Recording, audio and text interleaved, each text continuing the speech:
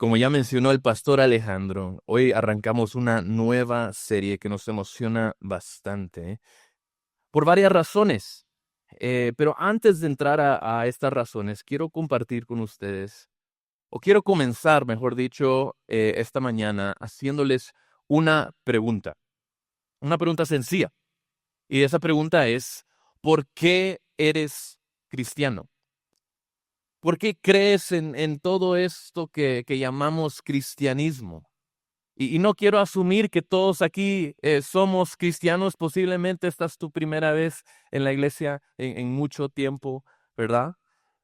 Pero para aquellos de ustedes que sí lo son, ¿por qué? ¿Por qué crees en esta Biblia? ¿Es porque crees que el cristianismo es bueno para la sociedad?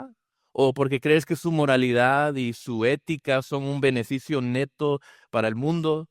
O quizás puede ser porque la cosmovisión cristiana te parece lógica y razonable y le da como que sentido al mundo y cómo el universo llegó a existir.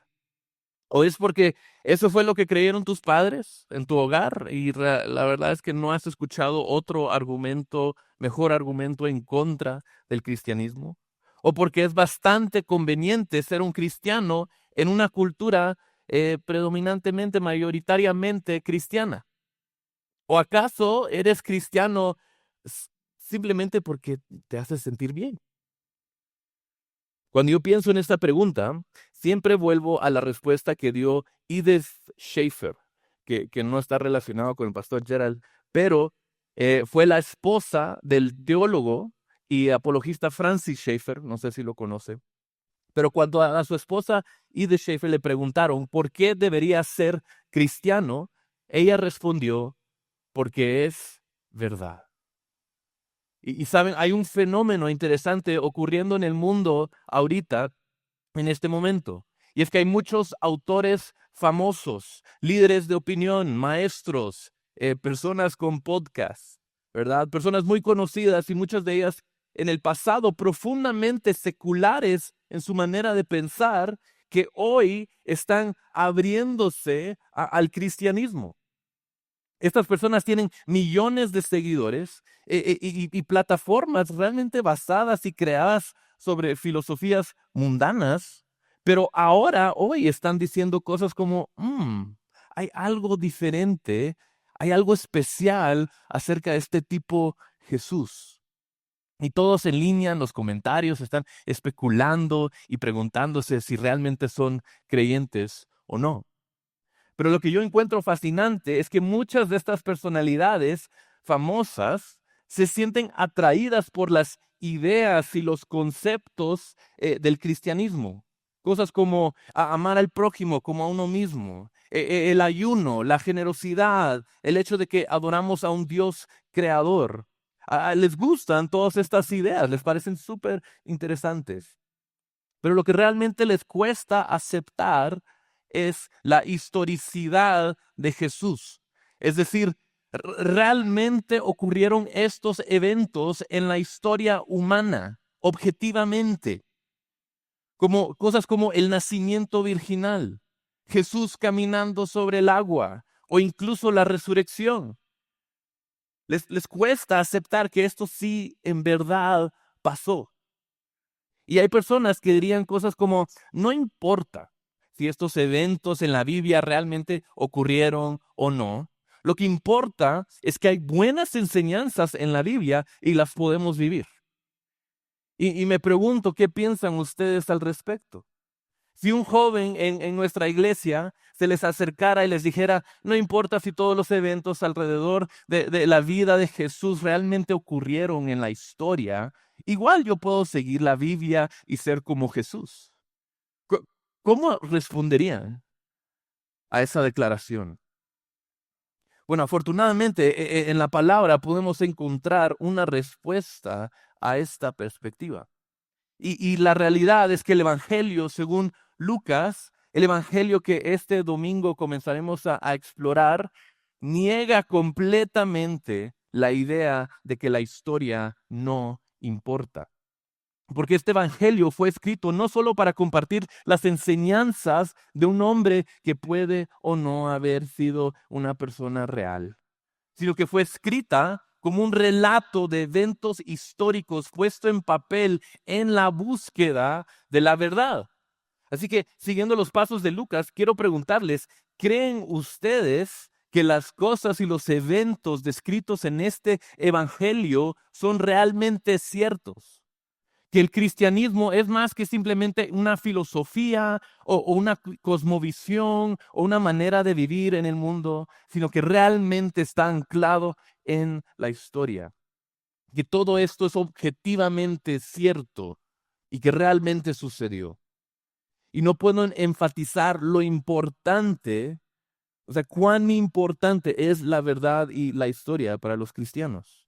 En el momento en que comienzas a difuminar las líneas y decir, bueno, Jesús en realidad no nació de una virgen, en realidad no sanó físicamente a todas esas personas y no resucitó tampoco, o sea, todo eso hay maneras como que de interpretarlos. El momento en que hacemos eso, entonces todo lo que creemos, nuestra misma esperanza en Jesús comienza a desmoronarse. El apóstol Pablo sabía esto cuando le dijo a los corintios, en 1 Corintios 15, versículo 14, y si Cristo no ha resucitado, vana es entonces nuestra predicación y vana también la fe de ustedes. Y en el versículo 19, si hemos esperado en Cristo para esta vida solamente, somos de todos los hombres los más dignos de lástima. La historia importa. La verdad sobre los eventos, qué pasó, dónde pasó, cuándo pasó, todo eso importa si realmente creemos en Jesús. Ahora, si no crees que esto es históricamente cierto, o incluso si tienes dudas, quiero decirte algo. Estoy muy contento de que estés aquí, porque hoy comenzamos una nueva serie de sermones que te va a mostrar por qué puedes tener certeza en la palabra y certeza en la persona de Jesús. Así que si tienes preguntas o dudas, bienvenido a la iglesia. Aquí es donde este es el mejor lugar para traerlas. Entonces, como ya mencionó el pastor Alejandro, hoy comenzamos con una nueva serie, El Evangelio según Lucas, conociendo al verdadero Jesús. Y esta serie la vamos a dividir en varias partes y la primera parte es la llegada de Jesús. Y estoy emocionado, muy emocionado por arrancar este nuevo libro y Alejandro se me adelantó un poco, ya dando un poco del tiempo, pero ¿cuántas semanas creen que nos llevará a atravesar el libro de Lucas? ¿Alguien recuerda cuántas semanas nos tomó Génesis? ¿No? Pues si conté bien, nos tomó aproximadamente 54 semanas terminar Génesis, ¿verdad? Y habían un par de otras series ahí metidas entre Génesis. Y eso es básico, pero eso es básicamente un año. ¿Alguien quiere adivinar cuántas semanas nos va a tomar pasar por Lucas? ¿Cuántos? 8. No, vamos mal, empezamos mal. ¿Alguien más? 82, casi. La respuesta es 98 semanas. Y algunos de ustedes tal vez están pensando, 98 semanas. O sea, ¿por qué tanto tiempo? Bueno, va a tomar tanto tiempo porque Lucas hizo un trabajo fenomenal escribiendo este evangelio y nadie le puso un límite de palabras. Nadie le dijo, mira vos, este es del mundo antiguo, no hay mucho papel, por favor, hazlo más corto. No, Lucas simplemente escribió lo que él creía que necesitábamos saber. Y gracias a Dios, él escribió mucho. Nos dio un increíble conocimiento sobre la vida de Jesús que no encontramos en otros lugares. Muchas partes no encontramos en otros lugares. El Evangelio de Lucas es el libro más largo del Nuevo Testamento y es el relato narrativo más extenso sobre la vida y el ministerio de Jesús, respaldado por la historia y la tradición de la iglesia, lo que significa que durante miles de años la iglesia e historiadores han señalado este evangelio diciendo, esto es verdad. Hay aproximadamente 41 relatos en el Evangelio según Lucas que no encontramos en otros evangelios. Y aproximadamente la mitad de Lucas son palabras directas de Jesús. Entonces hay mucho que explorar aquí. Y lo que quiero hacer hoy es responder 4 preguntas que creo que les darán una idea general de lo que Lucas intentó hacer con este evangelio. Cómo se escribió este evangelio y por qué este evangelio es un tesoro para cualquiera que tenga el privilegio de leerlo en su propio idioma. Porque en él podemos conocer a Jesús, el Hijo de Dios, que vino a salvarnos. Entonces, estas son las 4 preguntas. ¿Quién es Lucas? ¿Quién es Teófilo? ¿Cómo escribió Lucas su evangelio? ¿Y por qué escribió Lucas su evangelio? Dicho de otra manera, vamos a ver el autor, el destinatario, el método y el propósito. Así que tomémoslas una por una. Primero, ¿quién es Lucas? Ahora, podrías pensar que Lucas es una figura muy importante en el Nuevo Testamento. Después de todo, o sea, el libro más largo del Nuevo Testamento tiene su nombre.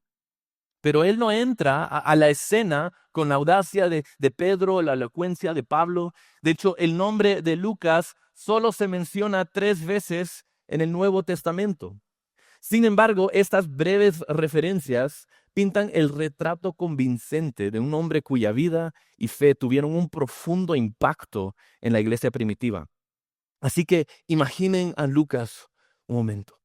Muchos creen que nació en la bulliciosa ciudad cultural de Antioquía, lo que significa que probablemente creció rodeado de un mosaico de culturas, idiomas, tradiciones y creencias. Era un gentil viviendo en un mundo dominado por el poder romano. Sin embargo, en ese ambiente tan diverso no se sintió atraído por la grandeza de Roma ni por el misticismo de los dioses paganos, sino por la historia de un Mesías judío llamado Jesús, y anhelaba conocerlo. Aunque la Biblia no declara explícitamente la etnicidad de Lucas, hay algunas pistas que sugieren que era gentil. El nombre Lucas no es un nombre judío, sino gentil. Muchos comentaristas han señalado que Lucas tenía un dominio excepcional del idioma griego. Su vocabulario es extenso y su estilo de escribir en muchas ocasiones se aproxima al griego clásico. Y en Colosenses 4, 10 al 14, Pablo menciona a varios compañeros judíos, pero excluye a Lucas de ese grupo. Y todo eso apunta a una herencia gentil, lo cual es significante porque hace a Lucas el único autor no judío entre todos los escritores de la Biblia. Entonces imaginen a Lucas en la sinagoga un día, quizás escuchando a Pablo proclamar que en Jesús no hay judío ni gentil. Y pensando, ¿quién es este Jesús que vino a salvar a todos?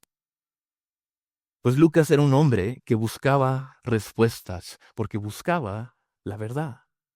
No sabemos exactamente cuándo o cómo, pero podemos asumir que su anhelo de conocer la verdad pudo haberse cultivado en su carrera como médico.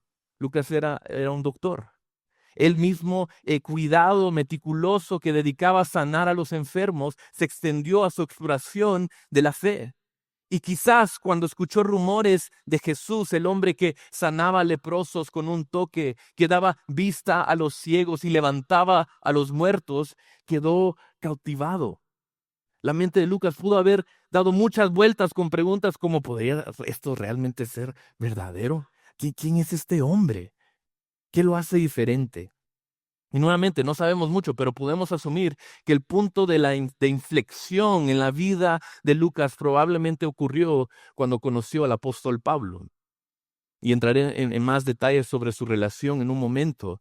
Pero aunque los detalles de su primer encuentro son un misterio para nosotros, podemos imaginar la escena. Quizás Lucas, conocido en Antioquía por su habilidad médica, fue llamado a atender a un hombre con cicatrices de azotes y apedreamientos. Quizás este hombre, Pablo, no hablaba de vergüenza o de venganza ni amargura, sino de gracia y salvación. Tal vez el testimonio de Pablo sobre Jesús resonó profundamente en Lucas, encendiendo un fuego que lo llevara a unirse a Pablo en sus viajes misioneros, lo cual hizo. De nuevo, la verdad es que no sabemos exactamente cómo Lucas llegó a ser creyente o cómo llegó a conocer a Pablo, solo sabemos que lo hizo, que pasó.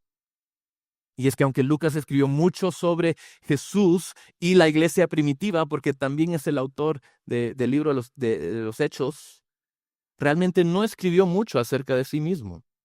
Y creo que eso es un gran testimonio. Para Lucas, todo se trataba de Jesús, no de él mismo.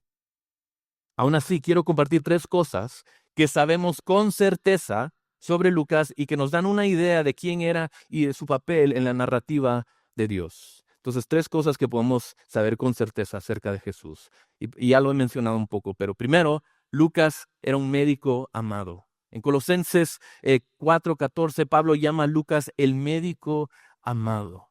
Imaginen a Lucas con una bolsa de herramientas simples atendiendo a los enfermos y heridos en las calles de Roma o en los terrenos ásperos de Asia Menor. La medicina en el mundo antiguo estaba lejos de ser precisa, pero la habilidad y la compasión de Lucas lo hicieron invaluable para Pablo y sus compañeros. Y la formación de Lucas como médico habla de un hombre de intelecto y disciplina. Alguien que usó sus dones no para su propio beneficio personal, sino al servicio del pueblo de Dios. Yo pienso en mi tío abuelo, Abel Morales, que ya falleció hace muchos años, pero él fue pastor y profesor de seminario, pero también era médico. Durante muchos años en Ceteca era conocido como el médico de los estudiantes. Y es que quizás no lo sepan, pero estudiantes de seminario usualmente no tienen mucho dinero. Así que cuando te enfermas es una bendición tener a un doctor, a un médico que te pueda atender, que cuide de ti, especialmente si ese doctor es un creyente. También pienso en el doctor Miguel Núñez, que muchos conocen de la Iglesia Bautista Internacional en República Dominicana. No sé si saben, pero él no solo tiene un doctorado en teología, sino que también es médico. Y recuerdo que hace años lo visité en su oficina, en su iglesia, y recuerdo cuando entré, de un lado hay un cuarto que es su oficina, básicamente con estantes de libros y su escritorio, donde recibe a las personas para darles consejería.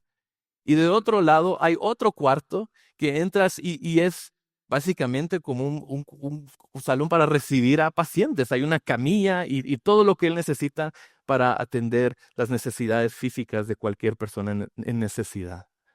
Y cuando yo vi eso, pensé, este cuate es Lucas. Y todo eso para decir que el ministerio de Lucas se extendía de lo espiritual a lo físico. Y por eso era tan amado. Ahora, la segunda cosa que sabemos acerca de Lucas es que Lucas fue un amigo fiel.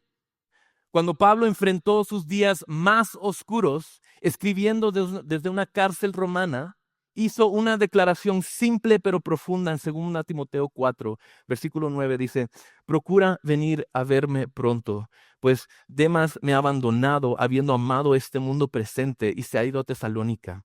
Crescente se fue a Galacia y Tito a Dalmacia. Solo Lucas está conmigo. Muchos habían abandonado a Pablo, pero no Lucas.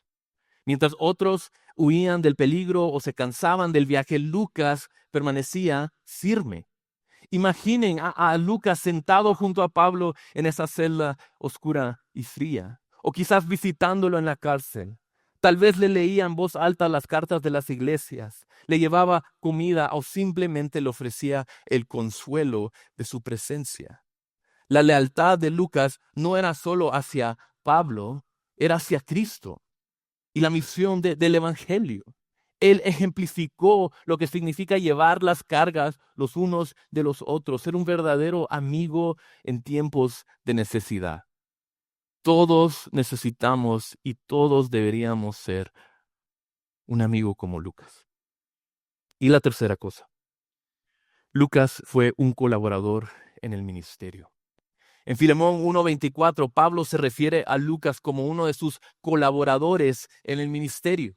Este título revela el papel activo de Lucas en el ministerio, no solo como un apoyo o un espectador, sino como un participante. Lucas era parte de un equipo que llevaba el evangelio a un mundo hostil hacia su mensaje. El nombre de Lucas no aparece en historias dramáticas como las de Pedro o Juan. En cambio, su ministerio se desarrolló de manera silenciosa, fiel y sin buscar protagonismo. Él no buscó reconocimiento, pero sus contribuciones fueron esenciales. La humildad de Lucas nos recuerda que el reino de Dios se construye tanto por aquellos que sirven en las sombras como por los que están en el centro de atención. En Lucas vemos un hombre que de manera discreta pero profunda encarnó el corazón del evangelio. Un médico, un amigo, un servidor, un testigo. Su vida nos recuerda que Dios usa a personas de todas las condiciones, con todo tipo de dones para cumplir sus propósitos. Entonces esto nos invita a reflexionar cómo podemos nosotros, como Él, ofrecer nuestros talentos y nuestras vidas en servicio fiel a la misión de Cristo. Así que ese es nuestro autor, Lucas. Ahora, ¿quién es? Pasemos a la segunda pregunta. ¿Quién es Teófilo? ¿Verdad? El destinatario. Pues hasta este punto no hemos hablado mucho en los primeros 4 versículos de Lucas. Me he enfocado en otros pasajes para explicar quién era Lucas. Pero para las siguientes 3 preguntas, ¿quién es Teófilo? ¿Cómo y por qué escribió Lucas este largo libro? Necesitamos volver a estos 4 versículos. Entonces, voy a volver a leerlos porque yo sé que ya todos se olvidaron. Bueno, entrémosle. Lucas, capítulo 1, versículo 1. Por cuanto muchos han tratado de poner en orden y escribir una historia de las cosas que entre nosotros son muy ciertas, tal como nos las dieron a conocer los que desde el principio fueron testigos oculares y ministros de la palabra, también a mí me ha parecido conveniente, después de haberlo investigado todo con diligencia desde el principio, escribírtelas ordenadamente, excelentísimo Teófilo, para que sepas la verdad precisa acerca de las cosas que te han sido enseñadas. En los primeros 4 versículos de este evangelio, Lucas identifica a su destinatario y también revela su método y propósito. Y no es común que la audiencia de un libro entero de la Biblia, especialmente uno tan largo como este, sea a una sola persona. No es para una iglesia, no es para una región del mundo, es para una sola persona, Teófilo. Pero en realidad, aunque Teófilo pudo haber sido el destinatario principal, el Evangelio de Lucas se extiende a todos aquellos que desean conocer a Dios. Muchos comentaristas ven a Teófilo como un representante de la iglesia, de todos a quienes Dios ama y son amados por o que aman a Dios, lo cual eso es lo que significa el nombre Teófilo, amante o amado por Dios. Y esto subraya una invitación universal a quien quiera conocer a Dios. Y al mirar la historia aquí, quiero compartir 2 observaciones claves acerca de Teófilo que son profundamente relevantes para cualquiera que estudie el Evangelio de Lucas y también Hechos, que si no saben, Hechos es la segunda parte. Lucas, aunque es el libro más largo, solo es el primer volumen en la historia del Nuevo Testamento. Lucas eventualmente luego escribió Hechos, que es la historia de todos los de la iglesia primitiva. Pero 2 cosas que podemos saber acerca de Teófilo. Primero, Teófilo era un hombre de influencia e intelecto, pero luchaba con su fe. Llamado excelentísimo Teófilo, significa que probablemente era un funcionario romano, alguien rico, educado y prominente. Su título sugiere que ocupaba un cargo de gran responsabilidad en el gobierno. Sin embargo, a pesar de su estatus, sabemos que Teófilo lidiaba con preguntas profundas espirituales. ¿Es Jesús verdaderamente Dios? ¿Realmente resucitó entre los muertos? ¿Vale esta fe todo lo que yo pudiera perder? ¿Verdad? Verán, alguien como Teófilo se encontraba en una situación delicada. como funcionario del gobierno romano, ¿a quién deberías jurarle lealtad? Al César, ¿verdad? Y declarar fe en Jesús significaría rechazar las normas culturales y religiosas de su tiempo. Entonces sería una declaración audaz proclamar Jesús es el Señor en lugar de el César es el Señor. Pero esta es la realidad en la que se encuentra Teófilo. Está buscando la verdad de Jesús para entender si realmente es quien todos dicen que ser el que él sea. Entonces se imaginan por un momento lo que debió haber sentido Teófilo cuando leyó Lucas 20, 22 al 25. En 20, 22 al 25 dice, Jesús, ¿no es lícito pagar impuesto a César o no? Pero Jesús percibiendo, ¿nos es lícito pagar impuesto a César o no? Pero Jesús percibiendo su astucia les dijo, traigan un denario. ¿De quién es la imagen y la inscripción que lleva? De César, contestaron. Entonces Jesús les dijo, pues den a César lo que es de César y a Dios lo que es de Dios. Teófilo en ese momento al leer eso debió haberse sentido nervioso, ¿verdad? Caminando de un lado a otro en su habitación mientras leía esto. Y no voy a entrar más a este pasaje porque en Lucas 20, porque lo vamos a ver juntos en unas 57 semanas, no sé. Pero pueden ver el punto. Es un tema serio que un funcionario del gobierno romano decida seguir a Jesús. Al hacerse cristiano, se estaría alineando con una minoría perseguida por los mismos romanos y autoridades judías.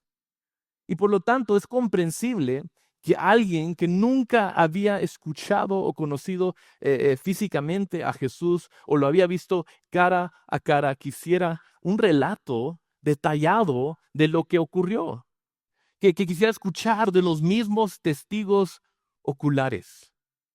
A veces creo que actuamos como si tener fe significa aceptar ciegamente cualquier cosa que Dios diga. O mejor dicho, si somos más realistas, aceptar ciegamente cualquier cosa que el pastor diga, ¿verdad? Pero personas como Lucas y Teófilo nos muestran que la fe no se trata de una aceptación ciega, sino de buscar la verdad, incluso cuando eso tiene un costo. Teófilo demuestra que la fe puede florecer entre la tensión, en esa tensión entre la duda y el descubrimiento. Es bueno hacer preguntas y buscar las respuestas a esas preguntas. Y su historia nos invita a traer nuestras propias incertidumbres ante Dios.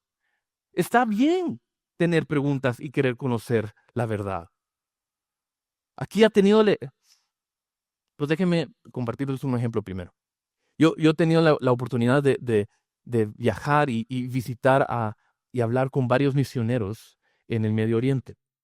Y es asombroso, ¿no?, ver cómo Dios está haciendo casi que la misma cosa en diferentes lados, particularmente en lugares como Irán y Marruecos y Arabia Saudita, donde el Islam es la religión dominante.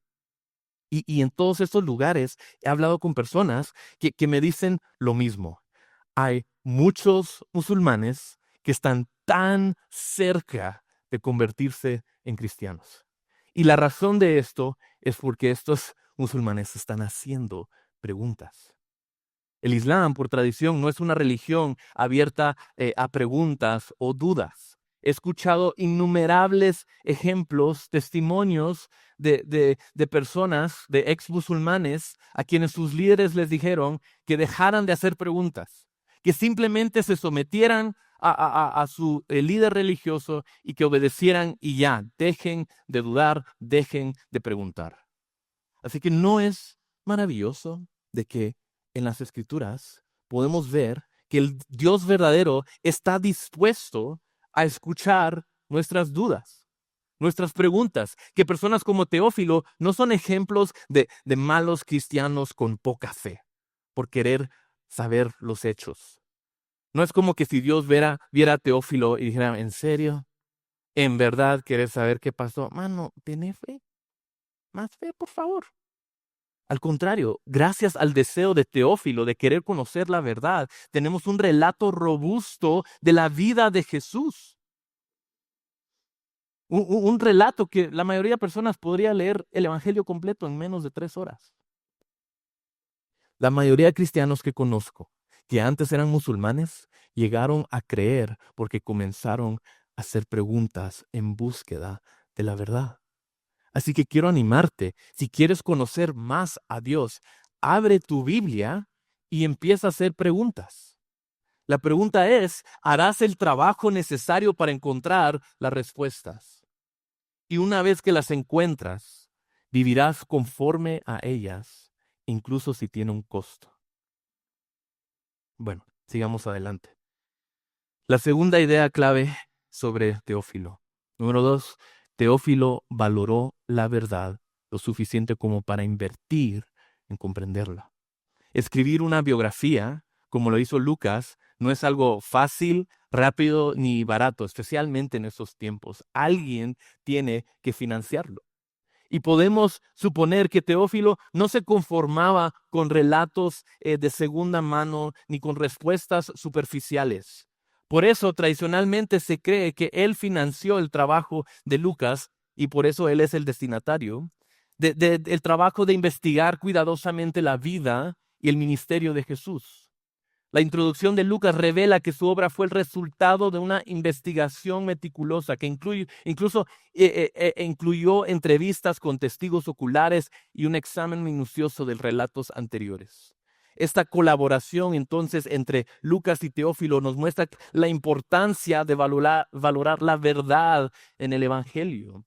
Y Teófilo hizo sacrificios significativos, probablemente financieros y reputacionales, para asegurarse de que la vida y el mensaje de Jesús fueron entendidos con claridad. Entonces el papel de Teófilo como buscador, como patrocinador y receptor de la palabra de Dios nos recuerda que la fe se trata tanto de hacer preguntas como de buscar la verdad. Y nos inspira a preguntar, a buscar, a invertir en la verdad del Evangelio, sabiendo que esto no solamente transforma nuestras mentes, sino también nuestro corazón. Entonces, sigamos ahora a la tercera pregunta. ¿Cómo escribió Lucas su Evangelio? ¿Cuál fue su método? ¿Verdad? Ahora, a diferencia de otros escritores, de los otros evangelios que inician directamente con los relatos, ¿verdad? Y empiezan a contarte la historia de una vez, Lucas empieza explicando un poco su proceso, ¿verdad? Los primeros 4 versículos del Evangelio de Lucas nos ofrecen una ventana al cuidado, la precisión y la inspiración detrás de su trabajo. Para empezar, Lucas reconoce que ya habían otros relatos, ya otras personas habían escrito sus evangelios. En versículo 1, por cuanto muchos han tratado de poner en orden y escribir una historia de las cosas que entre nosotros son muy ciertas. O sea, Lucas no es el primero en proporcionar un relato estructurado de la vida de Jesús. Y incluso muchos comentaristas creen que Lucas tuvo acceso a algunas de estas fuentes, incluyendo el Evangelio de Marcos. Todo lo que está en Marcos también está en Lucas. Y también que tenía acceso a otras fuentes de material y que este es el primer lugar donde Lucas empezó haciendo toda su investigación. Sin embargo, Lucas también enfatiza el papel de los testigos oculares que transmitieron las tradiciones acerca de Jesús. Versículo 2, tal como nos las dieron a conocer los de que desde el principio fueron testigos oculares y ministros de la palabra. Estos testigos oculares probablemente eran los apóstoles, María, la madre de Jesús, y los primeros discípulos. Personas que habían caminado con Jesús y podían verificar los eventos. Esto muestra que Lucas no solo dependió de documentos escritos, sino también de la transmisión oral de personas que estuvieron ahí, que vieron y experimentaron de primera mano los eventos que relata. Su trabajo combina cuidadosamente estas fuentes históricas y testimonios personales para producir en un lugar un relato completo y confiable. Y miremos lo que Lucas dice en el versículo 3. También a mí me ha parecido conveniente, después de haberlo investigado todo con diligencia desde el principio, escribírtelas ordenadamente, excelentísimo Teófilo. La frase haberlo investigado todo con diligencia desde el principio refleja su dedicación a la precisión Su investigación implicó recopilar datos de testigos directos y de relatos anteriores y analizar esa evidencia y discernir qué era lo más importante incluir. En el transcurso de esta serie vamos a ver que en algunos momentos Lucas va a mencionar un nombre o un lugar o alguna señal física de un lugar sin realmente darnos más detalle o sin hacer referencia a esa persona, a ese lugar o a esa cosa en el futuro. Y el punto no es que tal vez que esa cosa o esa persona o ese lugar sea significante en sí, más allá de que nos revela que hizo su investigación. Alguien en esos tiempos que leyera ese evangelio podría decir, yo conozco a esa persona. Habla con tal persona, el hijo de no sé quién. Ah, pues yo podría hablar con él y ver si lo que Lucas escribió es cierto, ¿verdad? Este es el testimonio de testigos oculares. Pero todo este proceso también nos da una idea sobre la doctrina de la inspiración divina. A menudo escucharás a un predicador decir que la Biblia es la palabra inspirada por Dios, es decir, que Dios utilizó a escritores humanos para redactarla, pero que sus palabras fueron inspiradas divinamente por Dios. Sin embargo, a veces pensamos que esto significa que Dios habló desde el cielo y los autores simplemente estaban ahí como que escribiendo un mensaje divino, escuchando, a ver, ¿ahora qué escribo? Como si Lucas se hubiera sentado con un lápiz, escuchando a Dios dictar todo palabra por palabra, todo lo que él quería que escribiera. Así, bueno, ya tengo mi lápiz listo, Señor, ¿qué digo? Mi estimado Teófilo, escribo esto para que sepa la verdad. O sea, pero no funcionó así no fue como sucedió. Aunque Lucas fue inspirado por el Espíritu Santo, esta obra, estos versículos también reflejan su intelecto humano y habilidad como historiador. Es un gran esfuerzo humano combinado con la dirección divina. Además, Lucas afirma que su objetivo era escribírtelas ordenadamente, ¿verdad, a Teófilo? Y aunque no todos los eventos están estrictamente en orden cronológico, el Evangelio de Lucas sí está estructurado para transmitir una historia coherente desde el principio a fin, con un propósito teológico claro. Por ejemplo, comienza con los nacimientos de Juan el Bautista y Jesús, mostrando cómo sus roles están entrelazados en el plan redentor de Dios. Y todo el Evangelio se desarrolla con un énfasis en cómo la vida de Jesús cumplió las promesas del Antiguo Testamento y reveló el hilo redentor de la obra salvadora de Dios en toda la Biblia. Y todo esto del método de Lucas es importante porque nos recuerda que el Evangelio de Lucas es tanto humano como divino. Y a veces sentimos que eso es como que decir que la Biblia tiene un aspecto humano, se siente raro, pero es cierto. Aquí hay una investigación cuidadosa que Dios usó, una dependencia en el testimonio de testigos oculares que Dios usó que garantizan la precisión histórica, mientras que su inspiración por el Espíritu Santo asegura la verdad teológica. Y esta doble naturaleza, le dicen los teólogos, de las Escrituras es esencial para comprender la confiabilidad y el poder de la palabra de Dios. Entonces, ese es el método de Lucas. Y último, el propósito, por qué escribió Lucas su evangelio. Y este también es el propósito de esta serie. ¿Por qué vamos a estudiar y pasar 98 semanas en Lucas? Pues el propósito de Lucas al escribir es tan claro como su método. Lo declara de manera directa en el versículo 4. Para que sepas la verdad precisa acerca de las cosas que te han sido enseñadas. El Evangelio de Lucas no es simplemente un registro histórico, es una obra pastoral escrita para fortalecer la fe y brindar seguridad. Ya mencionamos que Teófilo era un gentil convertido al cristianismo, luchando con preguntas sobre la fe que había abrazado. Si Jesús realmente era el Mesías, ¿qué significaba esto para su vida? Y Lucas escribió su evangelio para responder a estas preguntas de una manera precisa. La palabra precisa en griego enfatiza seguridad. El objetivo de Lucas no era introducir nuevas ideas, sino reforzar los cimientos de la fe de Teófilo con claridad y evidencia. este propósito es profundamente pastoral. Y Alejandro lo dijo al principio, sería genial, sería de gran beneficio para ustedes que no solamente recibieran Lucas a través de la predicación desde el púlpito, pero que se adentraran en este libro este año y que profundicen en su propio estudio de la Biblia y en su vida devocional y de oración para conocer a Jesús. Al presentar un evangelio fundamentado en el testimonio de testigos oculares en una investigación histórica, Lucas buscó mostrar que la fe cristiana es algo que realmente pasó. No es algo que un hombre o que los discípulos luego se inventaron, sino que hay muchos testigos y hay tradiciones y hay reportes y hay material que todo apunta a que esto es una realidad histórica. Nadie se lo inventó, realmente pasó. El cristianismo no es una filosofía separada de la historia, sino una fe anclada en las obras de Dios, en el tiempo y el espacio. Y en un mundo lleno de narrativas contradictorias y dudas, el Evangelio de Lucas nos invita a anclar nuestra fe en la realidad histórica de Jesús. Nos asegura que el mensaje de salvación no es un mito ni una invención, sino un relato confiable en la obra redentora de Dios a través de su Hijo.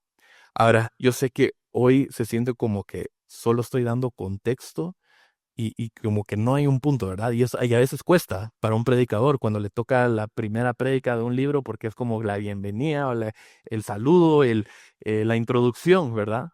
¿Y qué podemos sacar de esto? ¿Qué significa esto para nosotros? ¿Por qué es importante? Pues déjenme decirles por qué. ¿Por qué necesitamos reflexionar en esto ahora? Si alguien me preguntara, ¿cuál es la cosa más importante en la que debería enfocarme este año? No importa qué año sea, mi respuesta siempre sería, lo más importante, lo que debes invertir es tu relación con Jesús. ¿Cómo, cómo estás con Jesús? No si estás asistiendo a la iglesia, si estás llegando, si estás participando en algún ministerio, si estás orando. No. ¿Cómo está tu relación? ¿Cómo estás tú en tu corazón con Jesús? Y si las cosas no van bien, si estás escondiéndote en la profundidad de tu corazón, aunque tal vez en las apariencias estás presente, pero en las profundidades de tu corazón te estás escondiendo, huyendo de Él, deja todo y enfócate en eso. Yo sé que hemos hecho algunas bromas de que esto nos va a tomar 98 semanas, pero la verdad es que no todos vamos a llegar a esas 98 semanas. Algunos de nosotros no vamos a estar aquí cuando terminemos Lucas. Y no hay nada que garantiza que este día no será tu último. Así que mi pregunta para ti es, ¿realmente conoces a Jesús? ¿Crees que esto es real? Y lo estás buscando. Porque Jesús está absolutamente listo para conocerte. De hecho, ya te conoce. Y no importa qué pecado te esté deteniendo, Él te ama. Y tal vez te falte seguridad, tal vez no estés seguro de quién es Jesús realmente, de su en verdad es tan bueno como algunos dicen. Teófilo probablemente tuvo esas mismas dudas. Y tal vez tienes miedo de lo que seguir a Jesús significaría para tu vida, del costo que sería dejarlo todo y cargar tu cruz. Seguramente Teófilo sintió lo mismo. Jesús nos ofrece una manera de conocerlo y no está lejos. Aquí está. Así que vayamos a Él. Oremos. Señor, te damos gracias porque tú estás tan cerca a nosotros. Porque aunque siendo pecadores, tú no te has alejado de nosotros. No nos abandona, sino que viniste a este mundo para redimirnos, para salvarnos, Señor.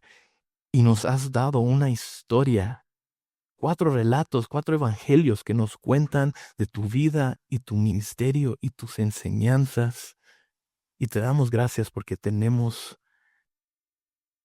este evangelio en nuestras manos. Ayúdanos a buscarte, a confesar nuestros pecados, a confiar en ti y a sentir esa seguridad que no encontraremos en ningún otro lado, más que en tus brazos, Señor.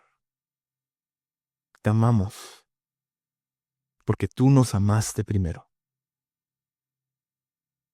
Y oramos estas cosas en tu nombre. Amén.